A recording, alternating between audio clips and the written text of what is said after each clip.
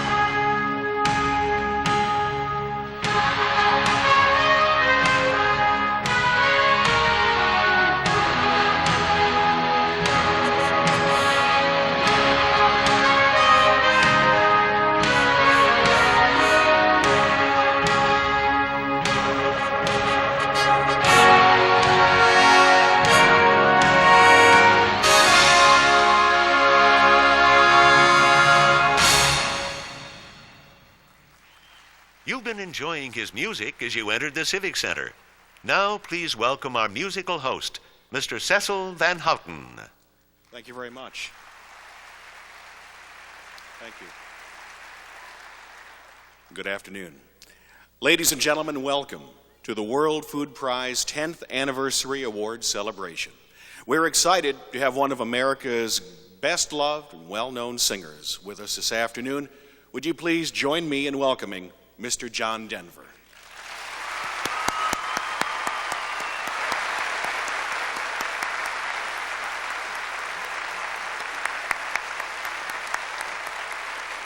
Thank you very much.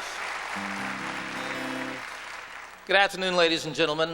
It's an honor and a privilege for me to be with you this afternoon on this very, very special occasion.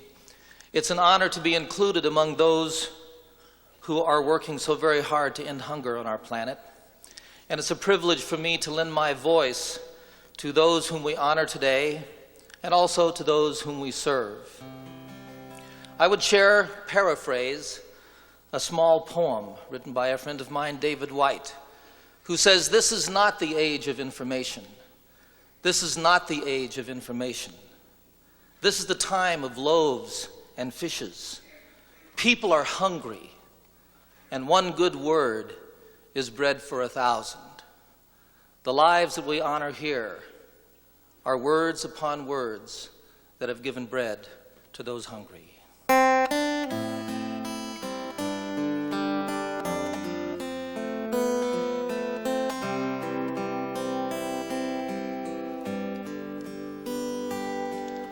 There's a full moon over India, and Gandhi lives again.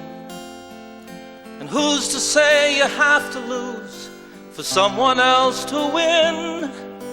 In the eyes of all the people, the look is much the same. For the first is just the last one. When you play a deadly game, it's about time we realize it. We're all in this together. It's about time we find out. It's all of us or none. It's about time we recognize it. These changes in the weather, it's about time. It's about changes, it's about time. There's a light in the Vatican window for all the world to see, and a voice cries in the wilderness, sometimes he speaks for me. I suppose I love him most of all when he kneels to kiss the land. With his lips upon our mother's breast, he makes his strongest stand. It's about time we start to see it. The earth is our only home. It's about time we start to face it. We can't make it here on our own. It's about time we start to listen to the voices in the wind. It's about time, it's about changes, it's about time.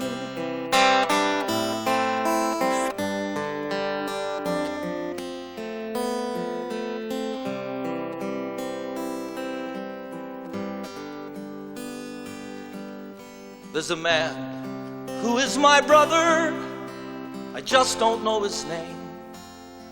But I know his home and family, because I know we feel the same. And it hurts me when he's hungry and when his children cry. I too am a father, that little one is mine. It's about time we begin it, to turn the world around. It's about time we start to make it the dream we've always known. It's about time we start to live it, the family of man. It's about time, it's about changes, it's about time. It's about peace, it's about plenty, and it's about time. It's about you and me together, and it's about time.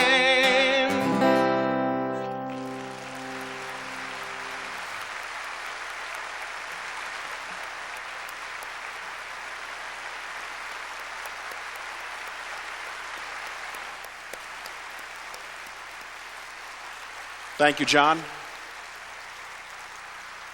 We'll be enjoying more of his music and his insightful comments throughout the program this afternoon.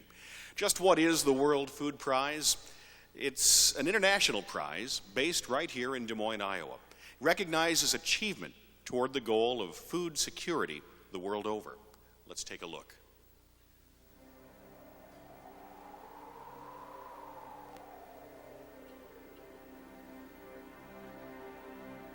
The foundation of civilization is not stone, but bread. Our history is not of nations rising and falling, but of soil sown and harvested. Our passage into the 21st century is not fueled by a barrel of oil, but by a bin of grain. Food is the stuff of life. Its production, the mark of civilization's dawn. Its lack, civilization's demise. In 1986, Dr. Norman E. Borlaug, winner of the 1970 Nobel Peace Prize, understood there would never be true peace in a world of want, and that the greatest prize is a life devoted to people in need. A way must be found, he said, to thank those whose work nourishes us with hope for our times, a way to inspire others to achieve the same. And so was born the World Food Prize. Dr. Borlaug, eminent international scientist, father of the Green Revolution in wheat, set out in 1986 to honor, as he had been honored, able individuals from many disciplines who quietly, heroically confront the issue of food security in the world. There's no prize available in the Nobel Foundation for food or agriculture. And so they put me through the window for peace, the only window through which I could pass. And now we have such a prize, so that on its own merit, food across all of the links in the chain can be recognized. Awarded every year since its beginning in 1986, the World Food Prize gives richly deserved recognition to pioneers who improve the quality, quantity, and availability of food upon our small planet. And just as importantly, the award seeks to inspire and challenge gifted, creative, dedicated others to follow these pioneers into the field and to plow their own new ground. Timely for the urgency of its cause in 1986, the World Food Prize is today even more compelling. The award symbolizes significant victories in the continuing global struggle to meet humanity's nutrition needs. In our world of conflicting resource realities, famine and hunger persist. Acute poverty prevents many from sharing the world's bounty. Croplands shrink, yet the population grows. Nearly 90 million a year, 250,000 every day. And who is it left without? Almost always hunger's grip is upon the unborn, small children, mothers, their own life waning, unable to give sustenance to their young. But around the world, dedicated people valiantly and effectively address the alleviation of poverty, hunger, and malnutrition. It is the miracle of the human mind, driven by the compassion of the human heart, that scientists of the world can coax from an ear of corn, a tassel of wheat, a panicle of rice, greater and greater volumes of food. This is one kind of miracle celebrated by the World Food Prize. From its headquarters in Des Moines, Iowa, in the heartland of American agriculture, the World Food Prize recognizes achievement in all disciplines that affect the great food chain of life on Earth. Mixing science and art to triple the yield of grain, providing the poor the financial opportunity to improve their lives, helping control a parasite that threatens to wipe out vast sources of food, livestock, and wildlife, organizing a village into a productive dairy cooperative. World Food Prize laureates are singled out for honors because their inspiring work not only engages an immediate problem, sometimes even a crisis, but also alerts us to global food-related issues. Former President Jimmy Carter. The World Food Prize, I think, does do all three of these things: recognize achievement, inspire others to do greater work, and acquaint the public with the importance of providing high-quality food to people who are now in need of adequate nutrition. The pledge of business leader and philanthropist John Ruan, sponsor of the prize and chairman of the World Food Prize Foundation, is to seek out from nominations solicited from more than 4,000 institutions and organizations globally those whose effort makes their work worthy of the $200,000 prize, and to rank the World Food Prize, in keeping with Dr. Borlaug's dream, among the world's preeminent honors, comparable to the Nobel Prize. I pledge my own energies and resources to these real-life heroes, whose work not only touches the soil, but also touches the hearts of all mankind. The World Food Prize reminds us every year of remarkable deeds happening in quiet corners of the globe. Because of the prize laureates, we have convincing proof even more can be done in the years ahead as challenges to become food secure continue. We have the best of us to thank for this harvest of hope. And by their fruits, the world shall know them.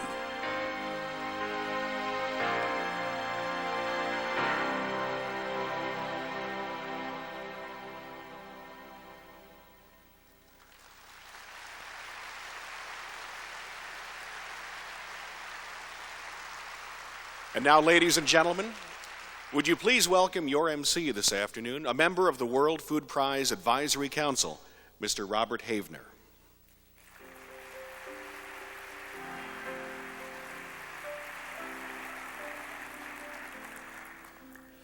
Distinguished guests, ladies and gentlemen, family members and friends of the World Food Prize, it is my pleasure to welcome you here to help us celebrate the 10th anniversary of the establishment of the World Food Prize and the accomplishments of our laureates. As you will see and hear, the war on hunger is not yet over. But each of our laureates has made a significant contribution toward winning a major battle and consequently providing a better way of life to millions of people. It is to recognize these accomplishments and to remember their victories that we dedicate this 10th anniversary. Thank you very much for joining us in this observance. As you have seen from the video, the World Food Prize story began more than 20 years ago when one of Iowa's native sons, Dr. Norman E. Borlaug, decided that there should be a prize to recognize individual achievement in food and agriculture. It was because of his vision that the World Food Prize was first conceived, and then his perseverance ultimately brought into being when the General Foods agreed to found and for a time to fund the World Food Prize. When the initial sponsors decided to discontinue their financial support, Dr. Borlaug turned again to his home state and to a fellow Iowan to continue his dream. It was in 1990 that he met with John Ruan, and the two joined together to continue the vision and the mission of the prize. All too often, we neglect to recognize our visionaries of our time. Therefore, we want to devote a moment in our program to recognize the contributions of our colleague, Dr. Norman Borlaug. It is only appropriate that this recognition come from his partner in the prize, the man who himself has been recognized as a true visionary, Mr. John Ruan. Please, John.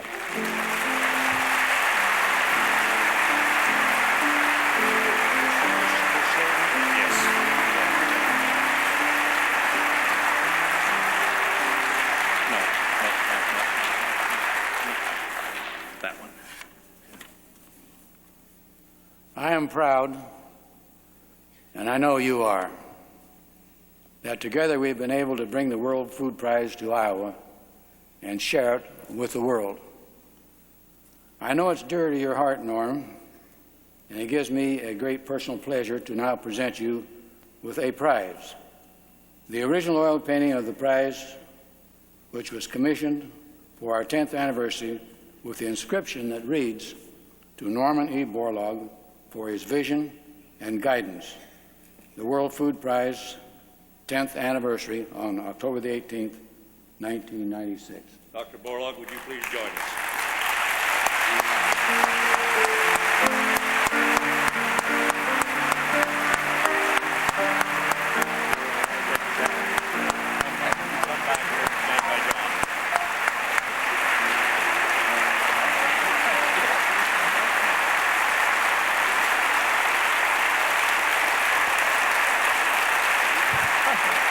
Say a few words to folks.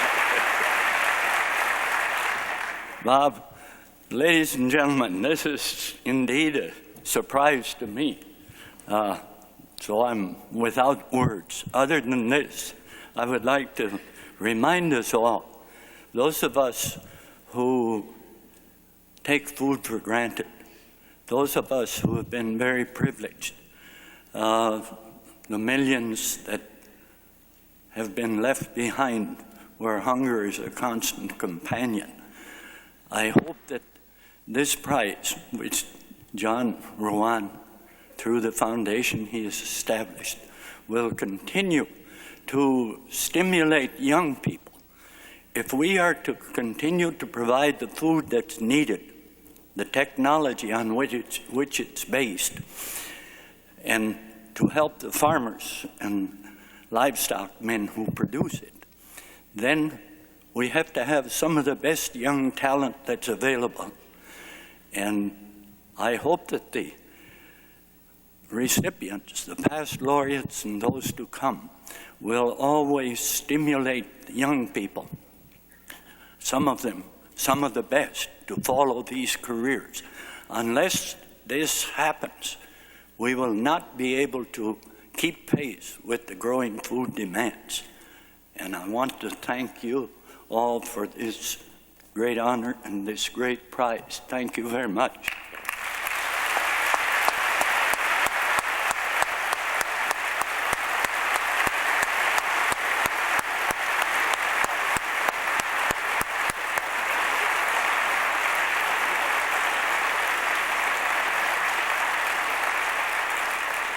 May we take just a moment to recognize another distinguished person with us who for the past nearly 60 years has been Dr. Borlaug's greatest supporter and greatest helpmate. Margaret Borlaug, please stand up.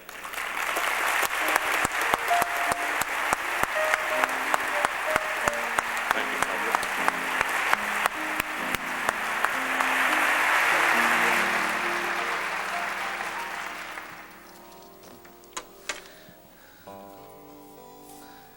This is the first song that I wrote specifically about the issue of hunger, and I wrote it sometime before I had the privilege of serving with Dr. Borlaug on President Carter's Commission on World and Domestic Hunger.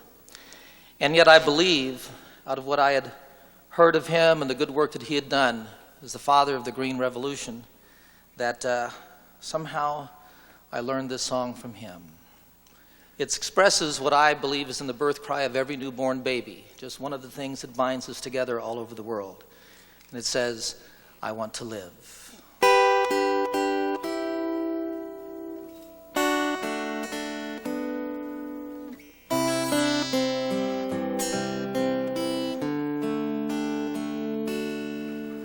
There are children raised in sorrow on a scorched and barren plain. There are children raised beneath a golden sun. There are children of the water and children of the sand, and they cry out through the universe, their voices raised as one. I want to live, I want to grow, I want to see and I want to know. I want to share what I can give. I want to be, I want to live.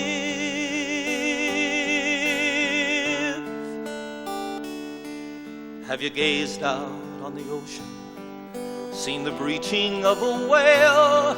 Have you watched the dolphins frolic in the foam?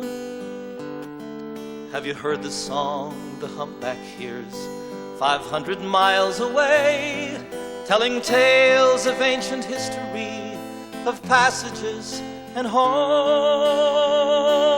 I want to live, I want to grow, I want to see and I want to know. I want to share what I can give. I want to be, I want to live. For the worker and the warrior, the lover and the liar, for the native and the wanderer in kind, for the maker and the user, the mother and her son. I am looking for my family, and all of you are mine.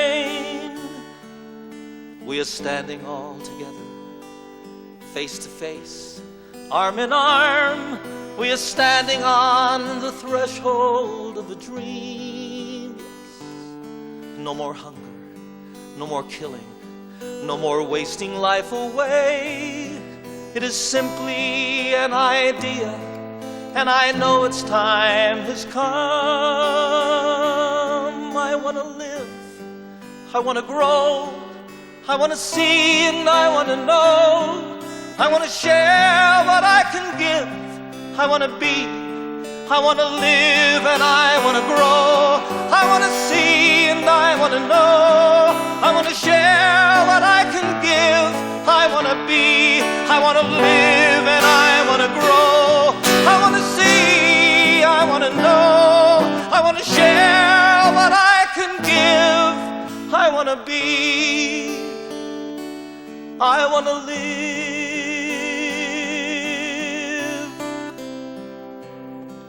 I want to live. I want to live.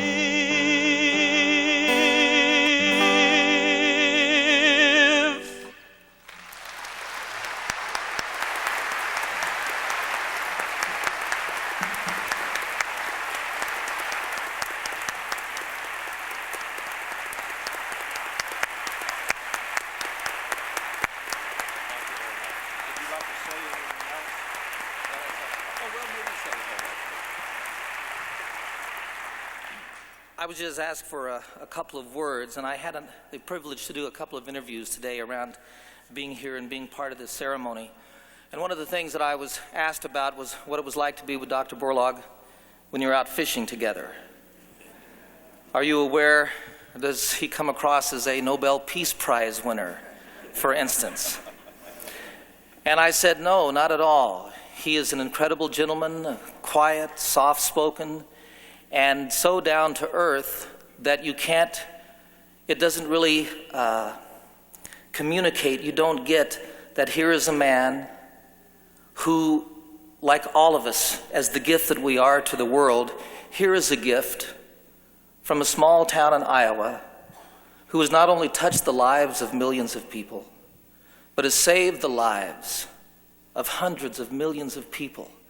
And not just their lives, but their hearts and their minds, what makes them human beings, and what gives each one of them the opportunity to be perhaps the same kind of unique and incredible gift that he is to our world. Thank you, Dr. Borlaug.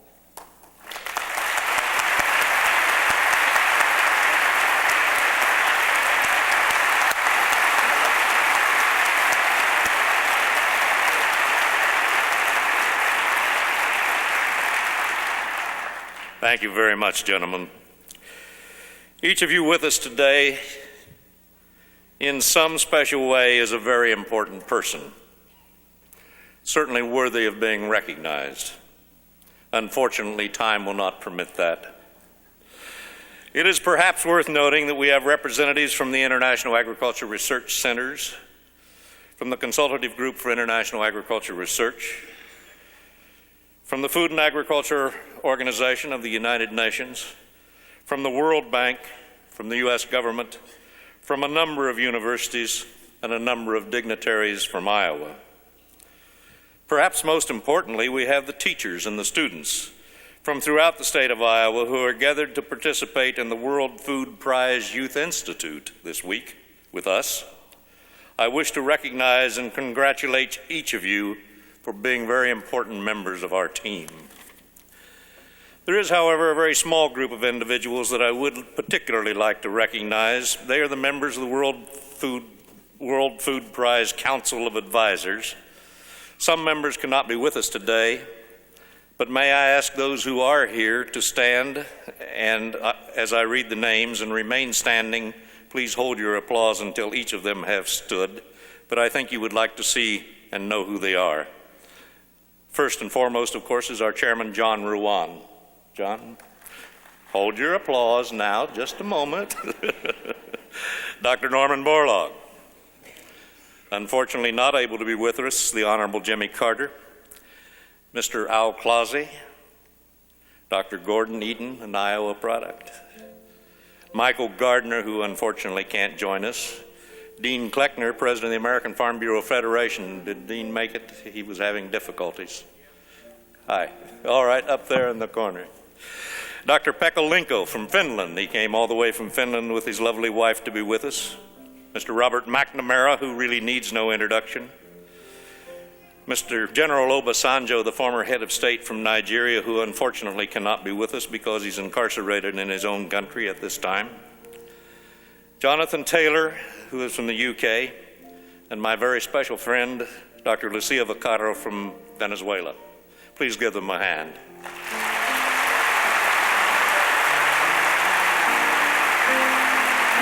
Thank you.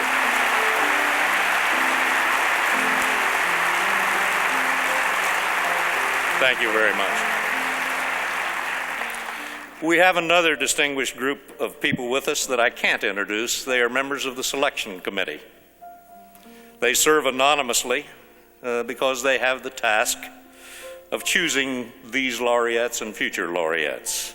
And therefore, in order to protect their anonymity, we must ask them to serve anonymously, and that is unfortunate because they are indeed a distinguished group of folks. Both groups, by the way, serve without compensation. Finally, thanks to the highly motivated and dedicated staff of the World Food Prize Foundation and other supporting organizations, without their good work, this would not have been possible.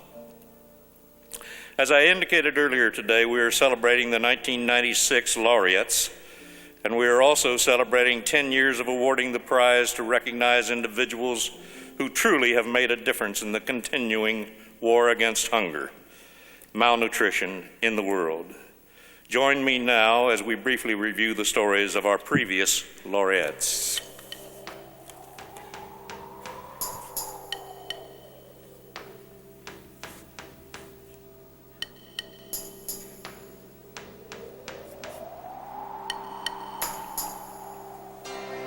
It is the individual working in service to others in the quest for global food security who is honored by the World Food Prize.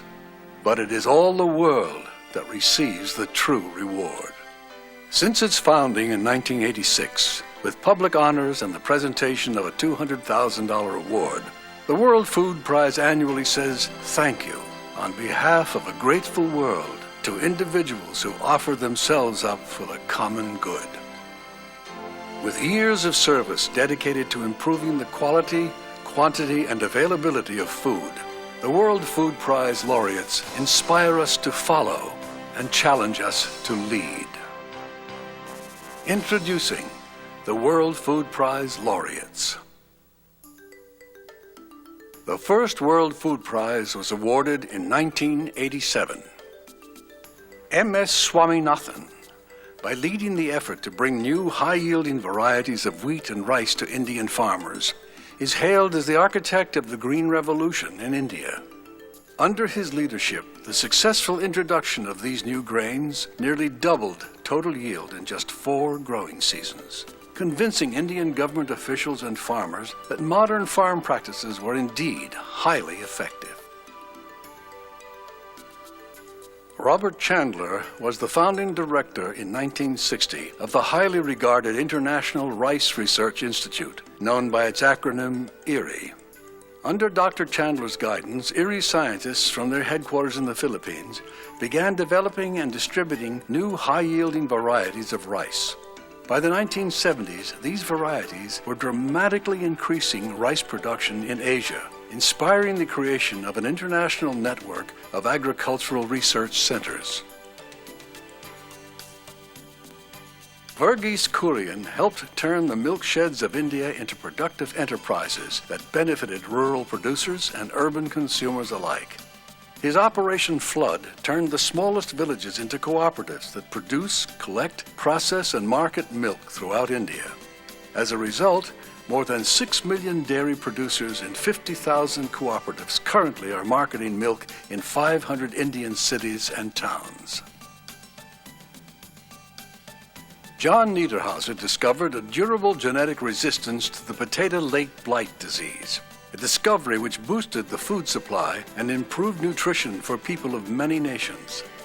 In Mexico, Dr. Niederhauser helped evolve a strong, integrated national potato improvement program that resulted in a 6-fold increase in Mexican potato production and inspired similar potato production breakthroughs in other countries. Nevin Scrimshaw, an international nutritionist, was the founding director of the Institute of Nutrition of Central America and Panama. Here he originated the principles for a low-cost protein-rich food product to relieve the threat of a deadly protein deficiency disease, a disease that attacks very young children. Dr. Scrimshaw has brought worldwide recognition to the vital role of nutritionists in improving food quality. Edward Knipling and Raymond Bushland, a team of entomologists, pioneered the sterile insect technique, an environmentally friendly method of controlling or eradicating insect pests that harm the world's food supply. As a result of their work, biological pest control has had a strong impact on preserving a safe, stable food supply for the world. Huck Kang, former Minister of Agriculture of the People's Republic of China, led an agricultural reform movement in his country that caused food output to grow more than 8% annually in the early 1980s. For the first time in modern history, as a result of Huck Kang's leadership, China became self-sufficient in basic food, a major accomplishment in a nation with 22% of the world's population, but only 7% of the world's arable land. Muhammad Yunus, founder of the Grameen Bank in Bangladesh, designed innovative small loan programs for the poor that gave millions of people access to more food and better nutrition. For the first time in their lives, poor families not only have better access to food, but also have enough money remaining from their meager incomes for other necessities, such as clothing and shelter. Today, other parts of the developing world seek economic empowerment for the poor by recreating Dr. Yunus's programs. Hans Herren led an ambitious and successful biological control project to combat the cassava mealybug, a dreaded pest that threatened Africa's entire cassava crop. Dr. Herren's achievement stabilized the production of cassava, a diet staple for 200 million people and a vital reserve in time of famine. Dr. Herren's approach soon became the model for ecologically and economically sound pest management, leading to similar approaches in other areas.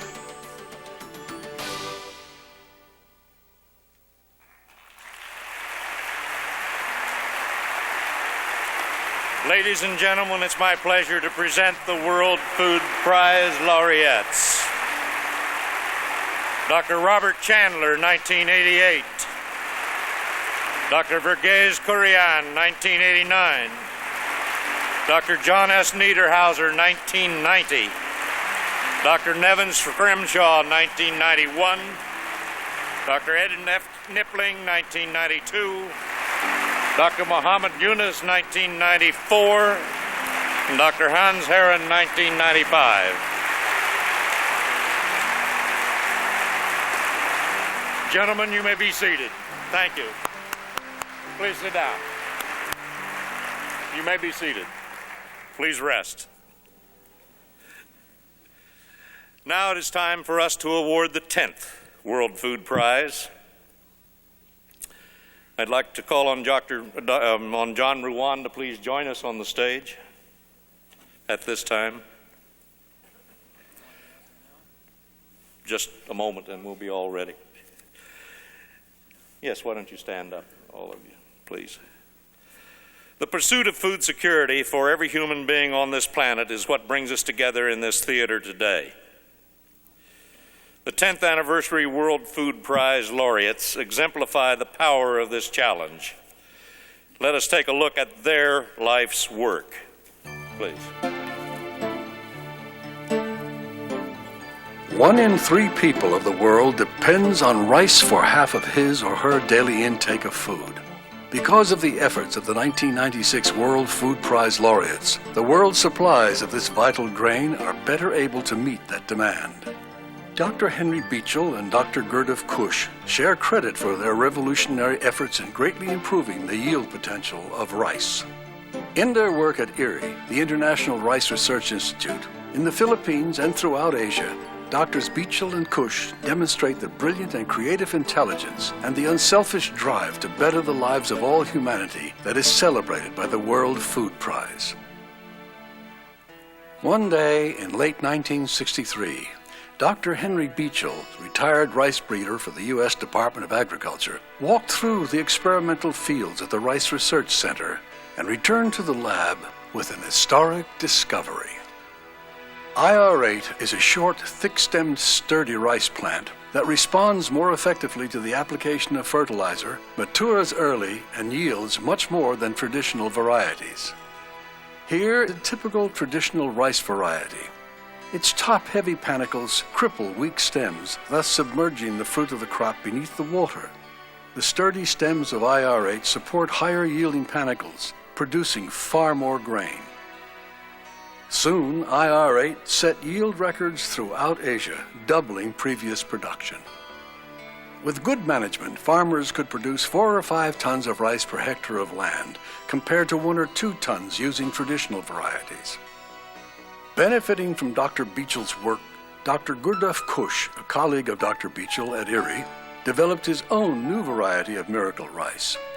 Using Dr. Beechel's IR8 as a genetic base, and cross-breeding it with 13 parent varieties, Dr. Kush developed IR36, a variety that has proved to be highly resistant to a number of insect pests and diseases.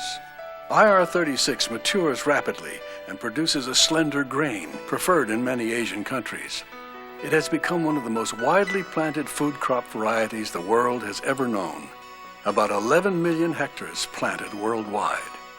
The improved varieties of rice developed by Dr. Beecher and Dr. Kush and their colleagues in Asia are now planted in nearly 70% of the world's rice-growing land and are responsible for more than doubling the worldwide rice production, feeding 700 million more people than otherwise would have been possible. For Asian farmers, the new varieties of rice have brought in $1 billion in income. With available croplands diminishing, Dr. Kush believes it is imperative that even better yielding rice be developed. The challenge? To meet the increasing demands from farmers in developing nations for these new varieties as expediently as possible. With the groundwork of IRRI and other Asian scientists in place, chances of meeting this demand are dramatically improved. Celebrating his 90th birthday this year, Dr. Beecher continues to consult in the rice industry and remains very active. Dr. Kush currently continues to serve as principal plant breeder and head of the Division of Plant Breeding, Genetics, and Biochemistry at IRRI, where he has worked for 29 years. As a result of Drs. Beecher and Kush's work, millions of people are now better fed, enjoy better health, and increased life expectancy. Dr. Gurdjieff Kush.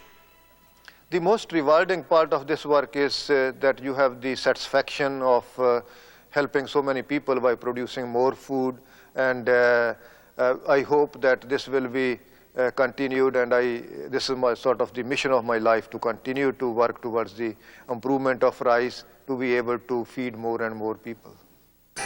In the years ahead, the World Food Prize will continue to honor the men and women whose life's work is dedicated to improving the quality, quantity, and availability of food for our ever-growing global population. Much has already been done to strengthen the world's fundamental food supply and to fight hunger that's obvious as well as hidden hunger caused by poor nutrition. And much remains to be accomplished. It is the individual who makes a difference whom we honor today. It is the children of the world tomorrow who reap the reward.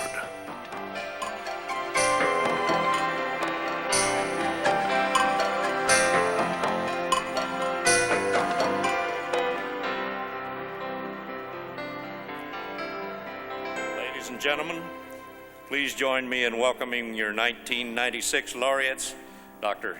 Hank Beechel, Henry Beechel, and Dr. Gurdjieff Kush.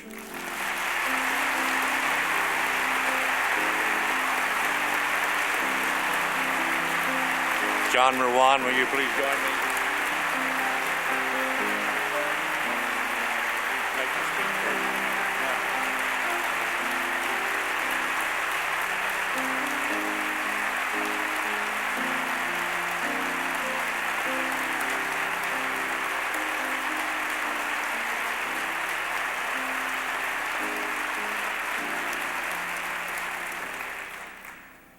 On behalf of the Ruan family and the World Food Prize Foundation, I am proud to present the 1996 World Food Prize to our co-recipients, Dr. Beechel and Dr. Kush. Please take that with you as you go.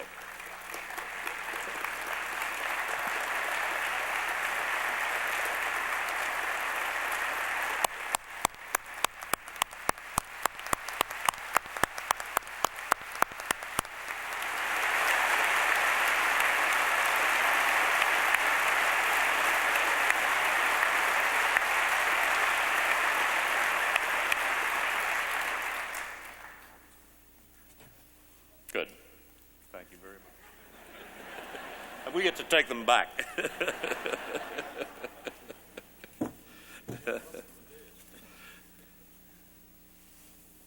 Thank you very much. Hank Beechel, would you have a few comments for us, please?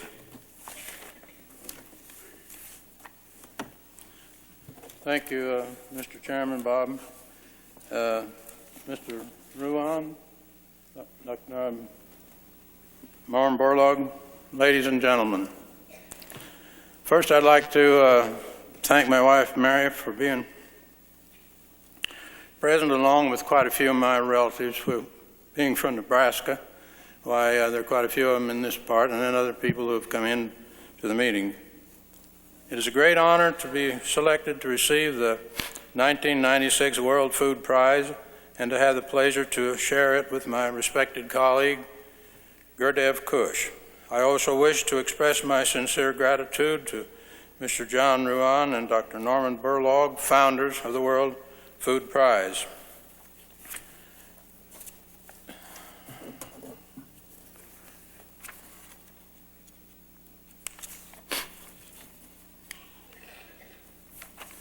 My career spans 9 decades if you include my on-farm high school vocational agricultural training.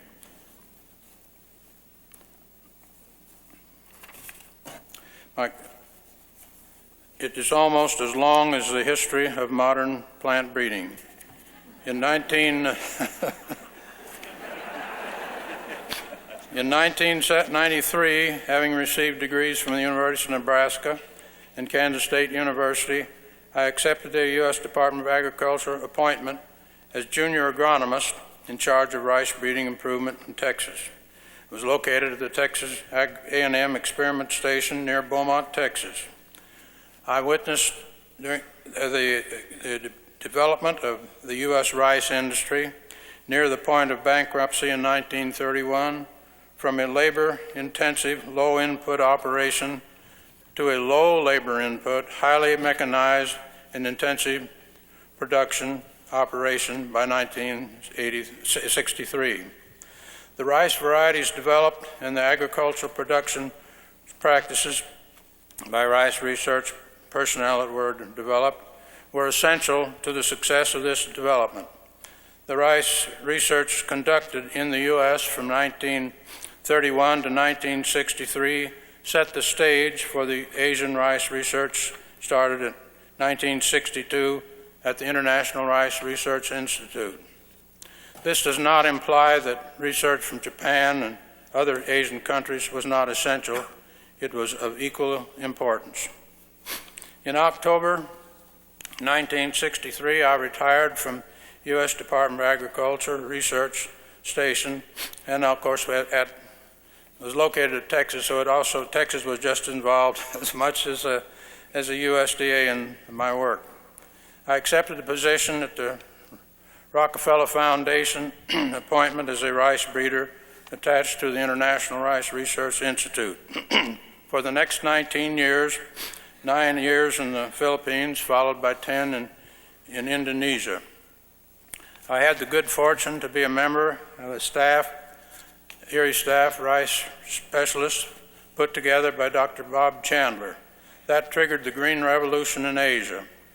The Erie program covered all disciplines and each represented by outstanding young scientists directed by a highly dedicated and capable administrator, Bob Chandler.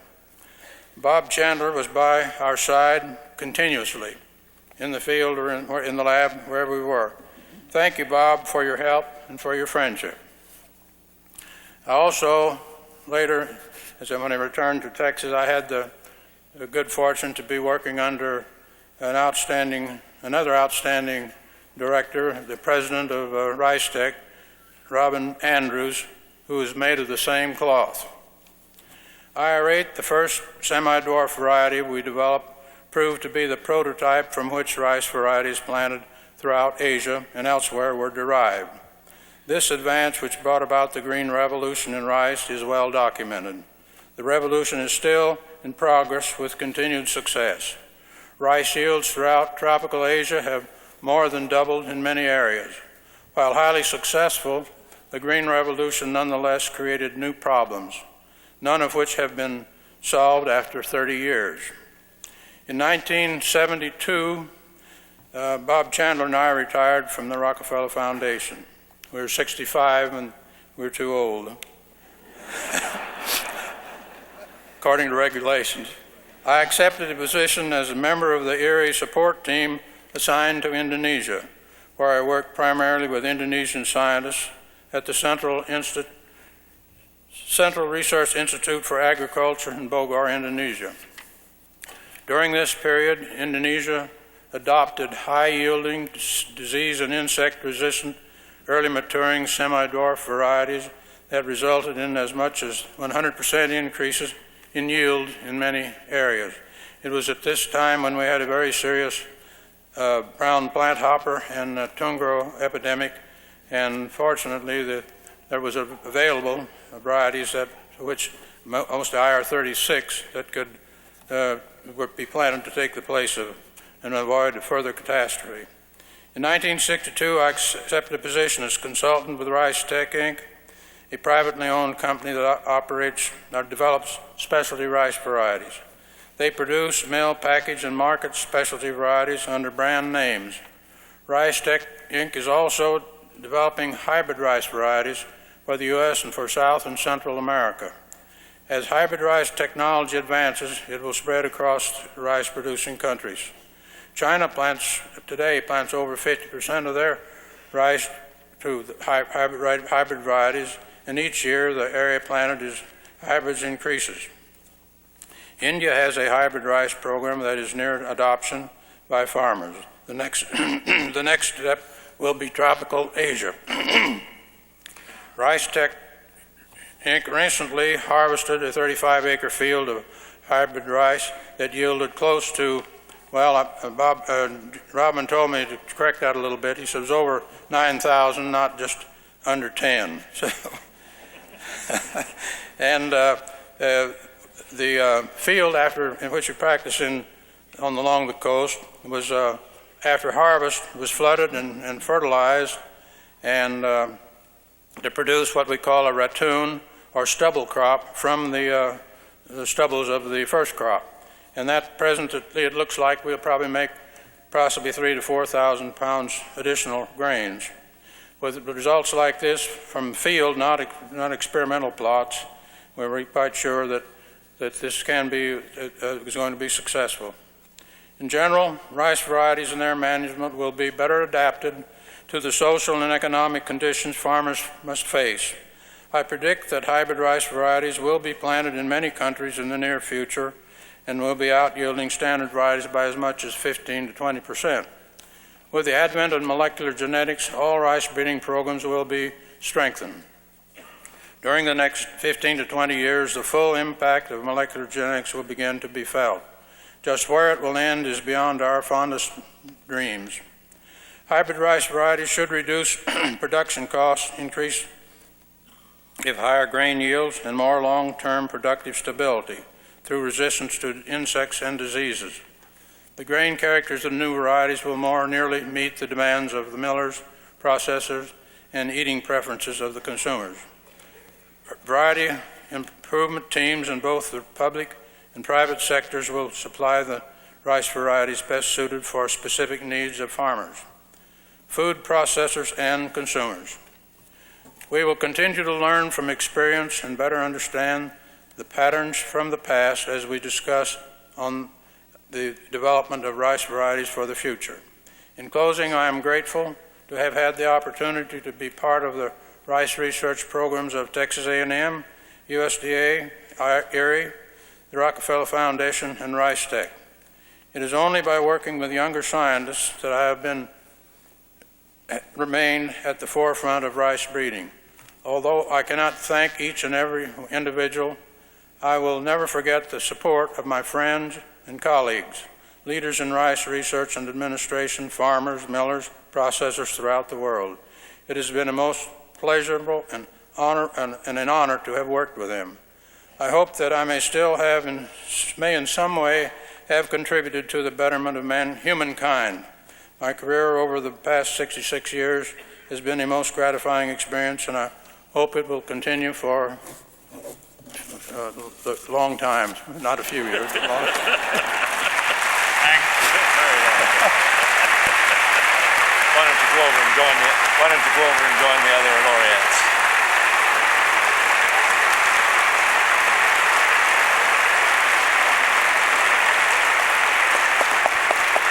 And may we all be so productive. And may we all be so productive when we've passed our 90th birthdays.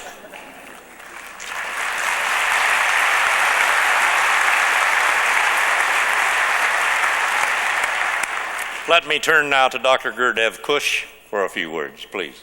Gurdev.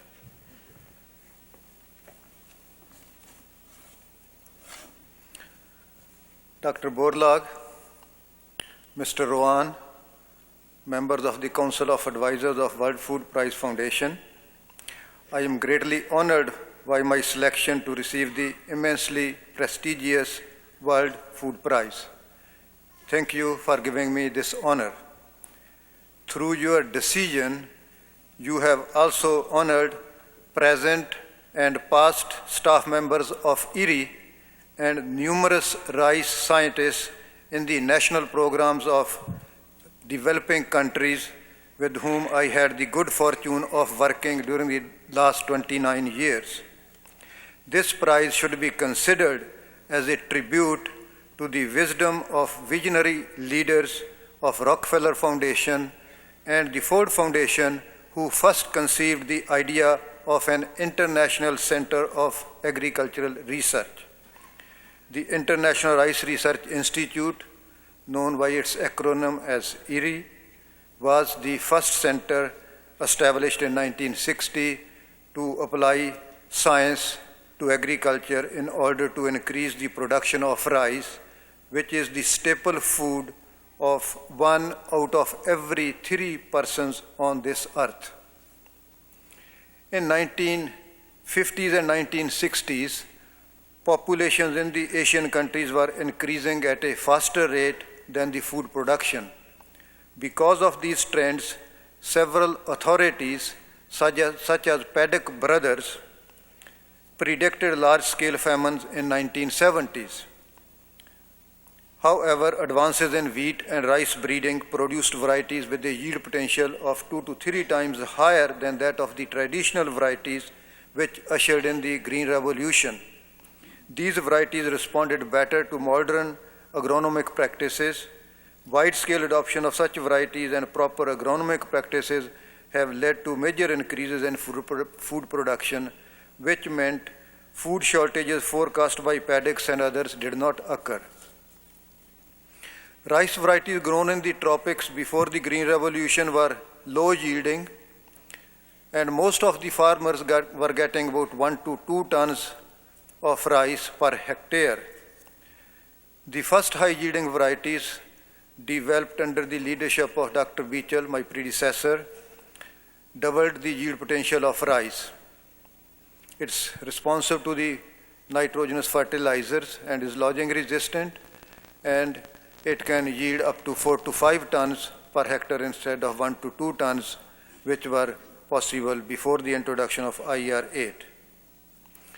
When I arrived at Erie in 1967, Dr. Chandler, the then director of Erie, gave me the assignment to make further improvements in IR 8. IR 8, although was breaking all the yield records, there were some detractors who complained about the grain quality, and Erie scientists were concerned about its susceptibility to diseases and insects. So Dr. Chandler asked me to work on those problems. Fortunately, the Erie scientists had collected a large number of germplasm and had screened these germplasm, these varieties, to identify the sources of resistance, or what we call the donors, for making the further improvements. And working with my colleagues, we set the goal of making these further improvements to make the varieties more acceptable. The breakthroughs came with the development of varieties like IR26, IR36, and subsequent varieties which have multiple resistance to diseases and insects. IR36, for example, is resistant to a dozen diseases and insects, and it can be grown without any pesticides. Asian farmers save $500 million a year in the pesticide costs because of the multiple resistance of these varieties. And these varieties were also improved in the grain quality, and their growth duration was reduced from 160 to 170 days with the conventional varieties to 130 days for IR8 and 110 days for IR36. Because of the short growth duration, farmers started to grow 2 crops where only 1 was grown, and this led to intensification of rice production. Subsequent varieties were improved in further in taste, in tolerance to various problem soils and adverse temperatures. There are 34 varieties under the designation of IR34, under the designation of IR, which are grown all over the world. We also send numerous breeding lines, hundreds of experimental lines, to the national program through our international testing programs. These varieties are tested, some are released as varieties, some are used as parents in the crossing programs. To date, more than 300 breeding lines developed at Erie have been released as varieties all over the world, and others have been used in the crossing programs. It's estimated that more than 50% of the rice area in the world is planted to rice varieties developed at Erie or their progenies. The wide-scale adoption of these varieties has resulted in the doubling of rice production in the 25-year period from 1966 to 1990. In 1966, rice production was 257 million tons, and that increase occurred during 10,000 years of the history of rice cultivation. From the time it was domesticated to 1966, rice production was 257 million tons. In the next 25-year period, it added another 257 million tons, and the production reached 520 million tons. Just to give you a couple of examples, Indonesia had a total rice production of 13 million tons in 1966. It reached 47 million tons in 1994. In Vietnam, rice production increased from 9.4 million tons to 23 million tons. In India, from 46 million tons to 122 million tons, and in Philippines, from 4 million to 10.5 million tons in 1994. However, we cannot rest on our laurels. The challenges ahead are even greater. The population in Asia is increasing at 2% annually. Rice consumption is going up because of the rising living standards. Agricultural economists estimate that we will have to produce 70% more rice by the year 2025 to feed 5 billion rice consumers. In the past, increased rice production resulted from opening up more lands for cultivation and increased productivity. However, there are no more lands to be opened up for cultivation. Some of the best lands are being taken out of rice cultivation because of pressures of urbanization, roads, and housing. So we will have to produce this additional rice from less land, with less water, with less labor, and less pesticides. That's really a tremendous challenge for all of us. We are working on several techniques to raise the yield potential of rice, as well as the colleagues at IRRI are developing the technology, the management technology for increasing the production. We are trying to develop new plant types, change the architecture of the rice plant again, so that it can produce 20 to 25% more yield. We are working on hybrid rice, which Dr. Beechel also mentioned, which should increase the rice production by another 15 to 20%. We are also using the tools of biotechnology to raise the yield potential. So we hope that during the next 10 to 15 years, we will have rice varieties and hybrids which will give us 30 to 40% higher yield than the existing varieties. That's the only way to feed the additional rice consumers. One of the most rewarding aspects of work at IRRI is the opportunity of working with numerous scientists from the various rice breeding programs, as well as to work with the trainees and students who come to work with us. We have had the good fortune of working with more than 300 rice breeders from all over the world, which have gone back and now leading the rice breeding programs in their countries. And they are the best collaborators for our work. Sometimes I look back and count my blessings, which are many. IRRI has been led by exceptionally dedicated and visionary directors general who have provided unstinted support to the scientific programs. I am grateful to numerous colleagues at IRRI as well as the national programs whose cooperation has been invaluable. Advances in rice breeding could not have been possible with the loyal and dedicated support of the Filipino staff. I have also benefited from the interaction with students, scholars from many countries, and the excellent support of the Philippine government. It takes resources to mount a major effort for developing the technologies, the one we have been talking about. Rockefeller Foundation and Ford Foundation provided the support and established the International Rice Research Institute and provided the support for the first 10 years. Starting In the early 1970s, our visionary leaders like Secretary McNamara took the initiative to organize an international consortium called CGIAR, which is a consortium of donor agencies which has been supporting the work of IRRI as well as the 15 other centers.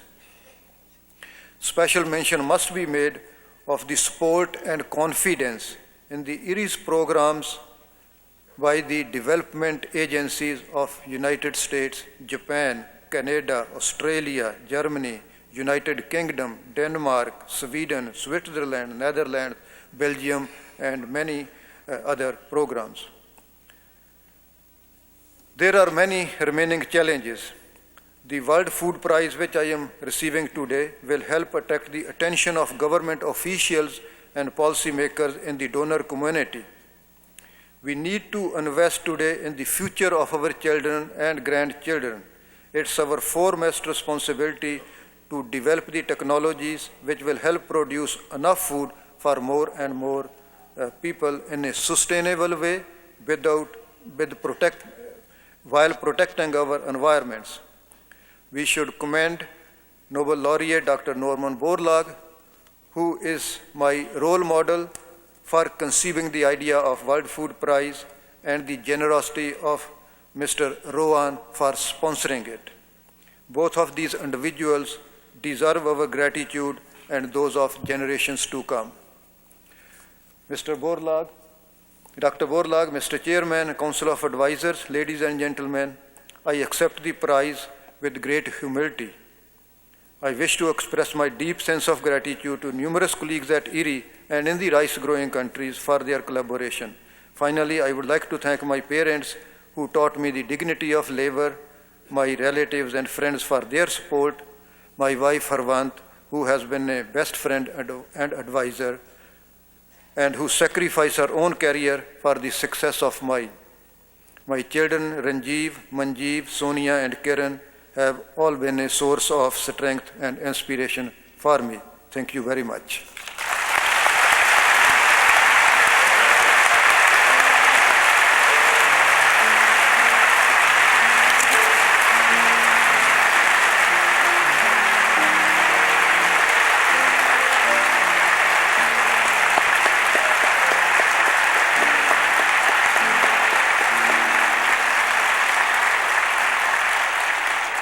Thank you for that expression of your support. Historically, the prize has linked the ambassadors from countries in which our laureates' work has had an impact. This year is no exception. The continent of Africa has, in many ways, benefited from the work of each of our laureates, and rightly so, because there is much need there. Last year, when Hans Herren received the World Food Prize for his work in Africa, the ambassador from Kenya had planned to join us, but his trip had to be canceled. This year, however, he has made good on that commitment, and he is with us today. I invite him now to share a few comments with you. Please welcome His Excellency, Mr. Ben Kipkorir, Ambassador from Kenya, please.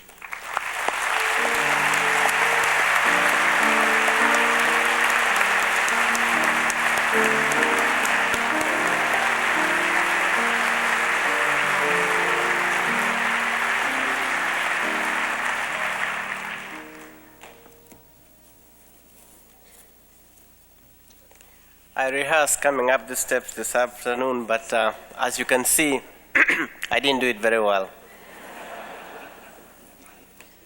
Mr. Rowan, Dr. Borlaug,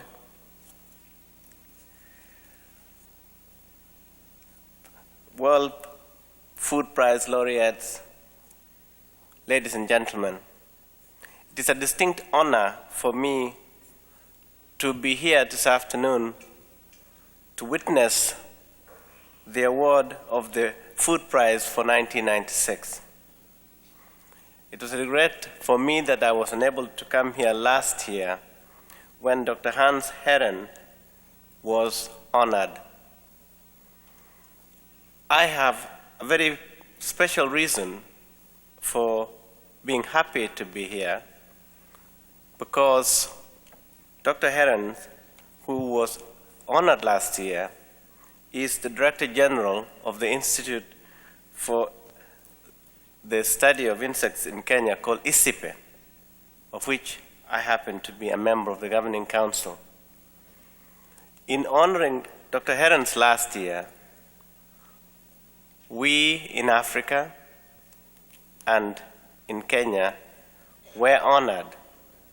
And for that reason, I am very happy to be here today.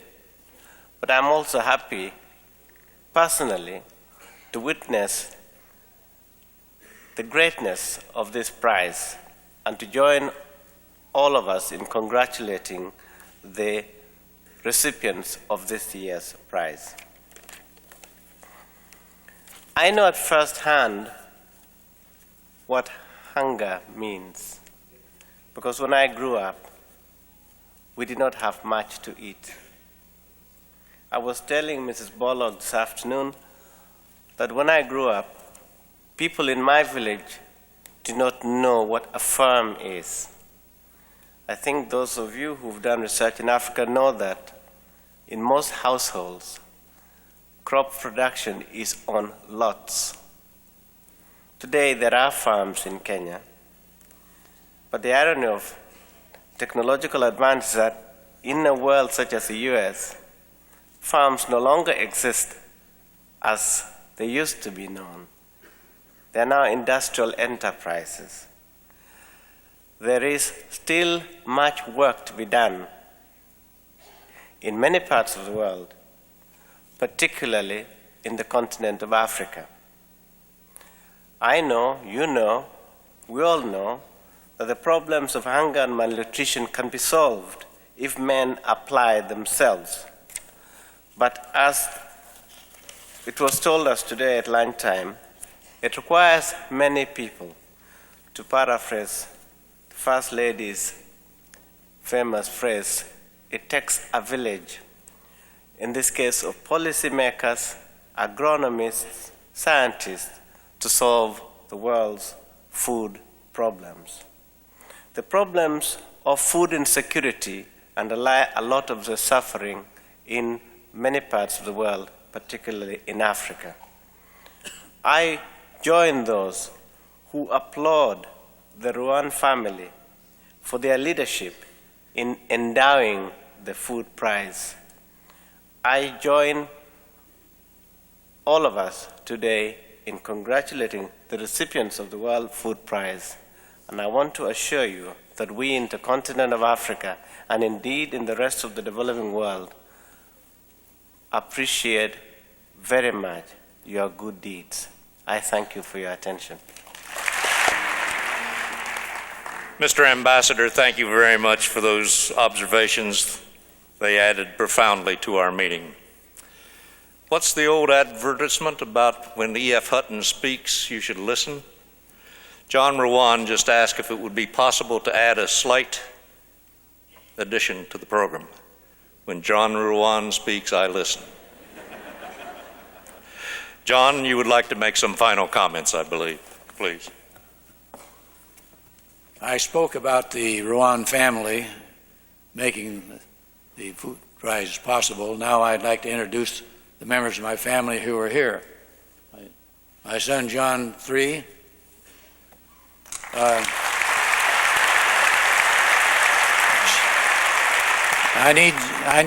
let's do this quick so that they can move on, you know. Janice, would you come up here? John IV, Jonathan, Philip, Adam, Thomas.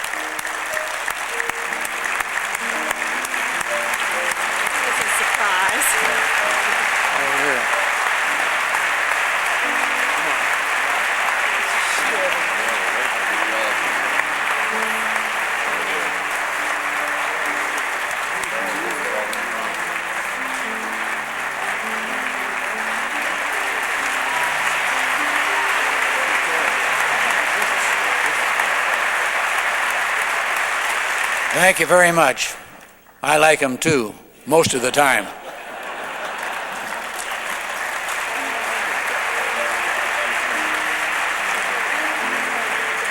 Now you get your 30 seconds. Thank you very much, John. That was very nice. I'm going to interject one more thing, and our stage manager's getting crazy by now. But I would like to pay a special get well soon to a dear lady who has been with us since 1990, a great supporter of the prize, Mrs. Betty Ruwan, John's wife.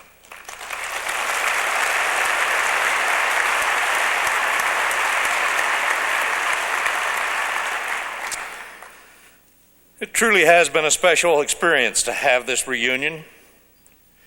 Gentlemen, you may join our folks in the audience at this point.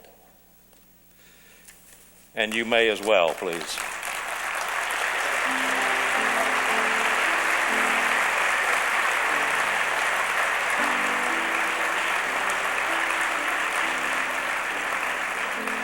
We thank you for joining us in celebrating this special 10th anniversary celebration and the good works of these marvelous individuals. It's been equally special to have the appearance with us of the person who kicked off our first such World Food Prize ceremony and a real friend of the prize, Mr. John Denver, who will now close our ceremony.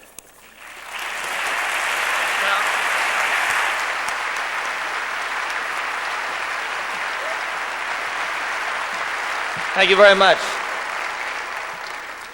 To close our celebration today, I have a simple song, and I have, as you see, some friends to sing with me. The song, as I said, is very simple. It's 3 verses, but I think it says a great deal. At the end of the 3 verses, we repeat the first verse, and at that time I would ask all of you to stand and join hands and sing with us. This is All This Joy. Cecil, please.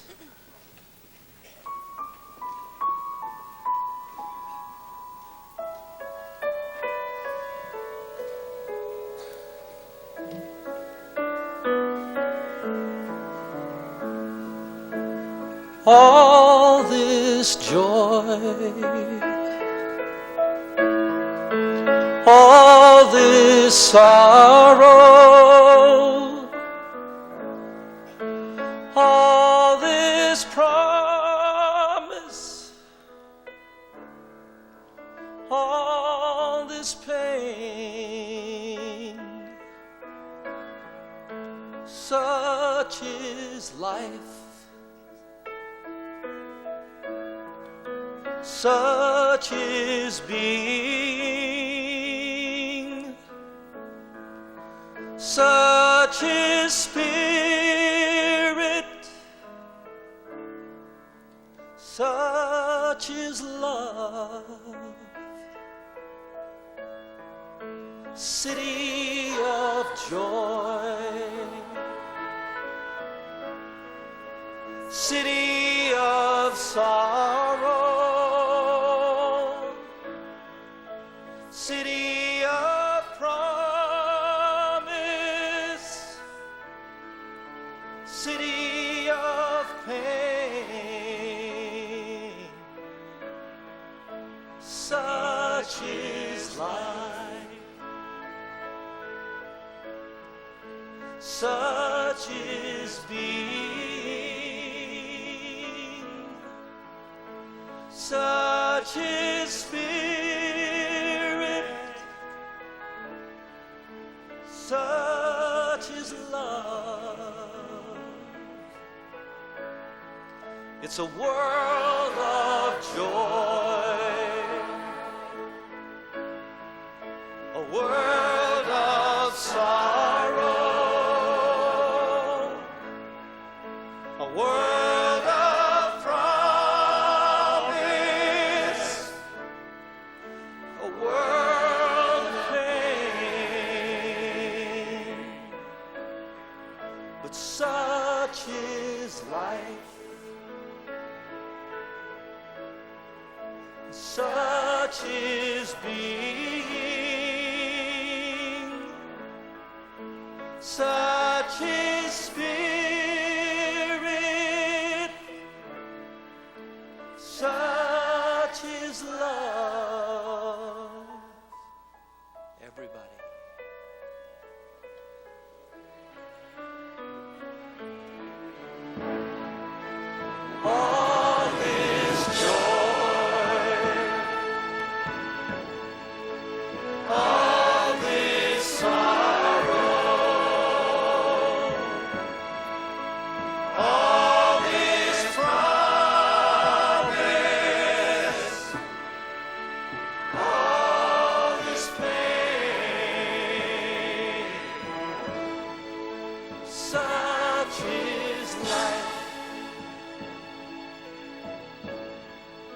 such is being, such is spirit, such is love, such is spirit, such is love.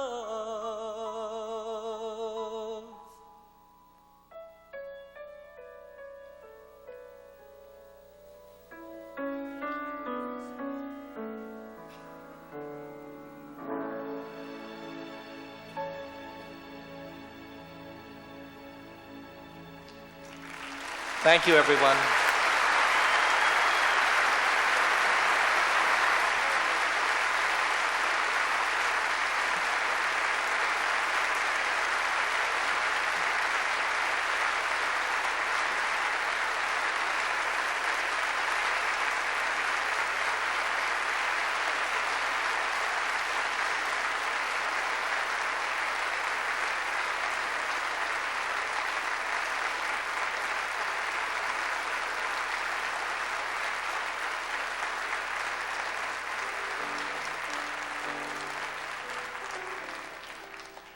Thank you for sharing this special occasion with us.